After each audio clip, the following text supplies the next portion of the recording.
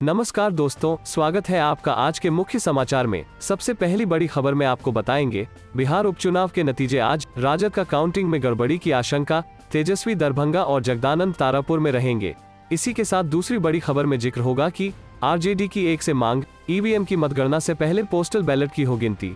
तीसरी बड़ी खबर में आपको बताएंगे कि महंगाई पर काबू पाने में नाकाम रहने पर लालू यादव ने मोदी सरकार की खिंचाई की, कहा क्या आप इससे खुश हैं। दोस्तों, हर एक खबर की गहराई में आपको ले जाएंगे, लेकिन उससे पहले अगर आपको भी ऐसा लगता है कि भाजपा की उल्टी गिनती शुरू हो चुकी है, तो आप अभी इस वीडियो को लाइक कीजिए और इस लाल बटन को दबाकर चैनल को सब्सक्राइब करके घंटी बजाइए और कमेंट में लिखे जय हिंद। बिहार उपचुनाव के नतीजे आज, राजद का काउंटिंग में गड़बड़ी की आशंका, तेजस्वी दरभंगा और जगदानंद तारापुर में रहेंगे।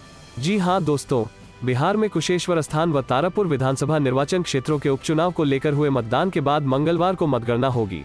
मतगणना के तत्काल बाद दोनों विधानसभा सीटों के उपचुनाव का परिणाम जारी कर दिया जाएगा। भारत निर्वाचन आयोग के निर्देश पर दोनों विधानसभा सीटों की मतगणना की सभी तैयारियां पूरी कर ली गई है। आयोग ने दोनों विधानसभा उपचुनाव वाले निर्वाचन क्षेत्रों के जिला निर्वाचन पदाधिकारियों को मतगणना के दौरान अनावश्यक भीड़ को नियंत्रित करने को लेकर उचित कार्रवाई करने का निर्देश दिया है।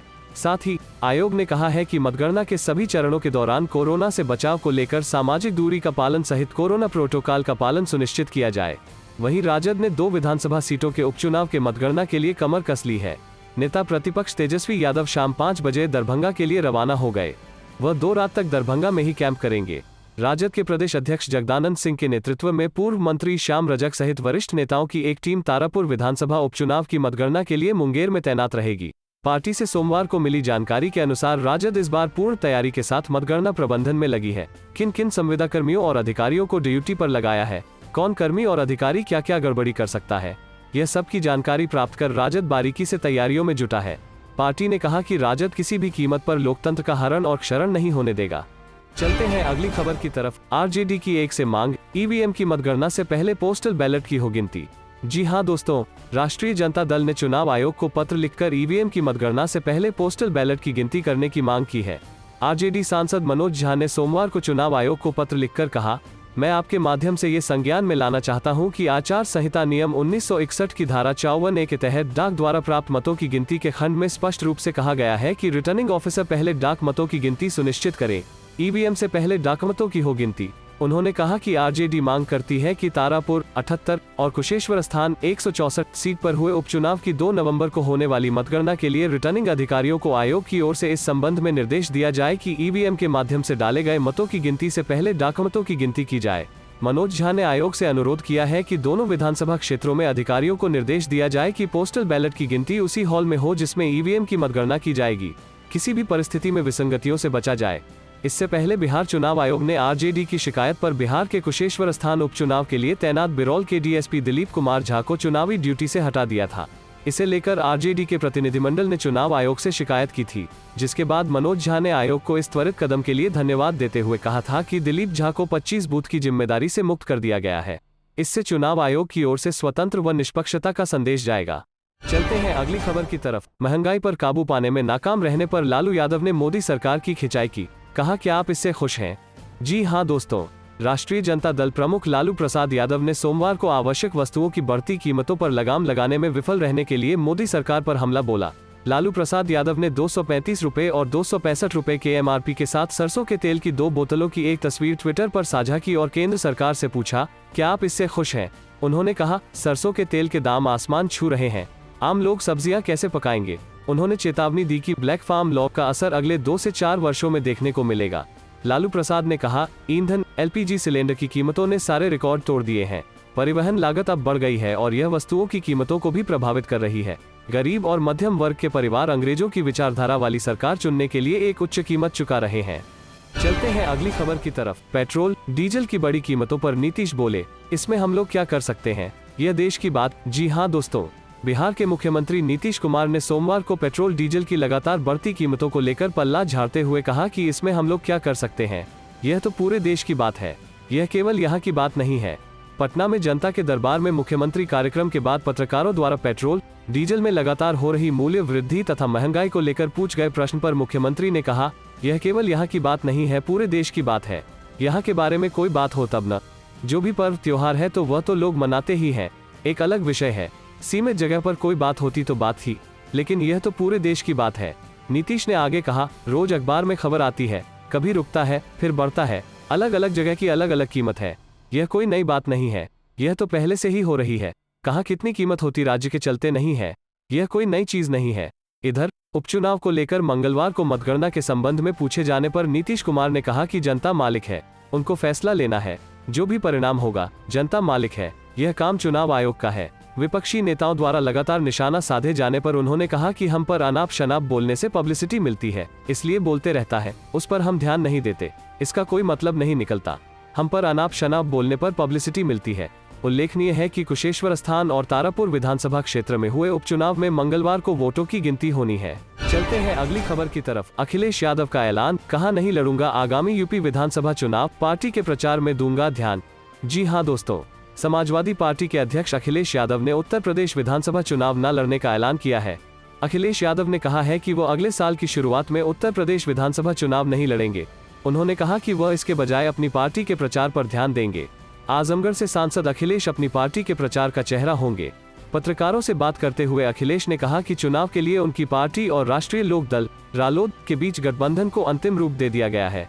उन्होंने कहा, आरएलडी के साथ हमारा गठबंधन तय हो गया है, सीट बंटवारे को अंतिम रूप दिया जाना है।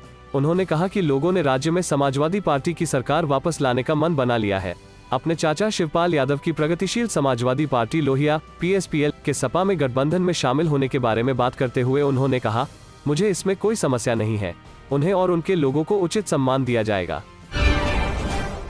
बिहार के सीएम बने तेजस्वी तो जाओगे जेल, लालू छोड़ते नहीं, नीतीश बचा नहीं पाएंगे, ऑडियो वायरल। जी हां दोस्तों, जदयू के मुख्य प्रवक्ता एवं पूर्व मंत्री नीरज कुमार ने बिहार प्रशासनिक सेवा के एक अधिकारी पर राजद के पक्ष में कुशेश्वर स्थान के एक वोटर को धमकाने का आरोप लगाया है। उन्होंने मोबाइल पर बातचीत का 2 ऑडियो टेप जारी कर कहा है कि विपक्ष के नेता तेजस्वी यादव बताएं कि किसके पक्ष में सत्ता का दुरुपयोग किया गया है।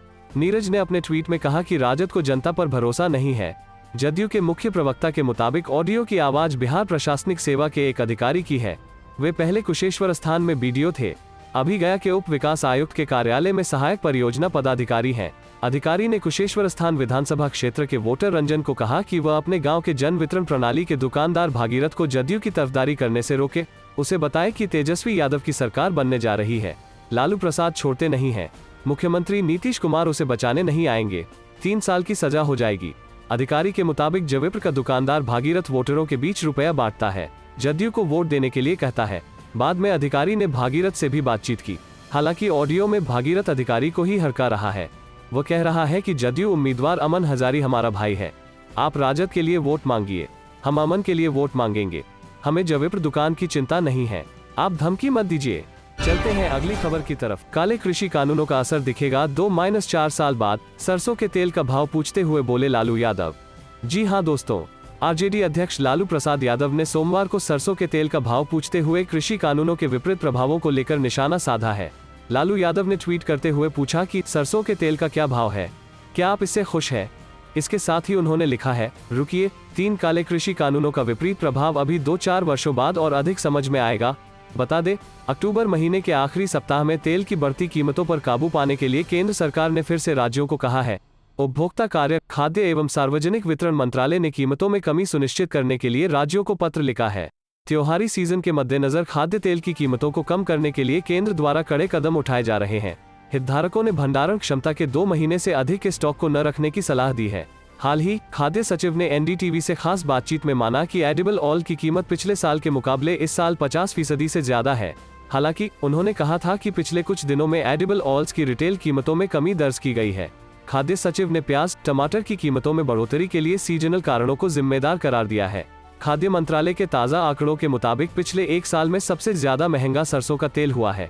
21 अक्टूबर 2020 को सरसों तेल की औसत रिटेल कीमत देश में 128.96 लीटर थी, जो 21 अक्टूबर 2021 को बढ़कर 185.88 लीटर पहुंच गई, यानी 44.14% महंगा। चलते हैं अगली खबर की तरफ। बिहार में दलित छात्रों के छात्रवृत्ति फंड से बनवाई गई सड़कें और अस्पताल, पैसों की कमी का हवाला देकर स्कॉलरशिप से सरकार करती रही इनकार। जी हां दोस्तों, बिहार में छात्रवृत्ति फंड को डाइवर्ट कर सड़क, तटबंध, मेडिकल कॉलेज और सरकारी बिल्डिंग बनाने का मामला सामने आया है। इंडियन एक्सप्रेस के अनुसार 2018 या 2019 में नीतीश सरकार ने इन पैसे का उपयोग सरकारी कामों के लिए किया और छात्रों को फंड की कमी का हवाला देते हुए स्कॉलरशिप नहीं दी गई। बिहार सरकार ने 2018 या 19 में छात्रवृत्ति फंड में से 8,800 करोड़ रुपए से अधिक का फंड डाइवर्ट किया गया था। कैग की रिपोर्ट से इस डाइवर्जन का पता चला है। इससे पहले इंडियन एक्सप्रेस की रिपोर्ट में ये बात भी सामने आई थी। वेबसाइट में गड़बड़ी का हवाला देकर कई सालों तक स्कॉलरशिप का आवेदन ही नहीं भरा गया था। वास्तव में बिहार के अधिकांश अनुसूचित जाति, अनुसूचित जनजाति के छात्रों को 6 साल के लिए इस छात्रवृत्ति से वंचित कर दिया गया था।